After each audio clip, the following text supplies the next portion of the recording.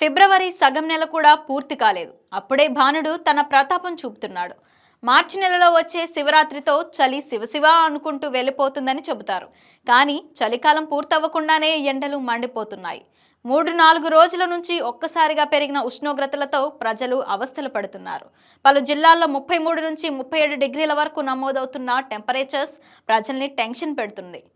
ఇప్పుడే ఇలా ఉంటే ఇక ముందు ముందు ఎండల తీవ్రత ఎలా ఉంటుందోనని ప్రజల్లో ఆందోళన నెలకొంటోంది. ఇప్పటికే రాత్రి ఉక్కపోత, పగలు ఎండతో ప్రజలు ఉక్కిరిబిక్కిరి అవుతుండగా ఫిబ్రవరి చివరి నుంచి ఎండలు మరింత పెరుగుతాయని వాతావరణ శాఖ వెల్లడించింది.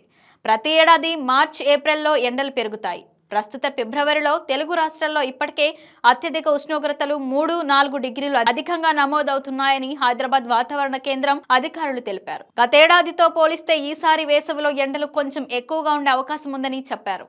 తూర్పు, ఆగ్నేయ గాలులతో ఎండలు పెరుగుతున్నాయని చెప్పారు. మరోవైపు కర్బన ఉద్గారాలు, పట్టణీకరణ, అడవులు తగ్గడం వంటివి దీనికి కారణమంటున్నారు. ఫిబ్రవరి 8న తెలంగాణలోని పలు జిల్లాల్లో నమోదైన ఉష్ణోగ్రతలు పరిశీలించినట్టయితే మెదక్లో 35.8, భద్రాచలం 35.6, మహబూబ్ నగర్ 35.6, ఖమ్మం 35.4, రామగుండం 34.4, నిజామాబాద్ 34.1, హైదరాబాద్ 33.5, ఆదిలాబాద్ 32.8, హనుమకొండ 34, నల్గొండ 32 గరిష్టంగా, మెదక్లో 36 డిగ్రీలు కనిష్టంగా, ఆదిలాబాద్లో 32.3 డిగ్రీల పగల ఉష్ణోగ్రతలు నమోదయ్యే అవకాశం ఉందన్నారు. ఇటు ఏపీలో ఎండల తీవ్రత ఎక్కువగానే ఉందని వాతావరణ శాఖ వెల్లడించింది.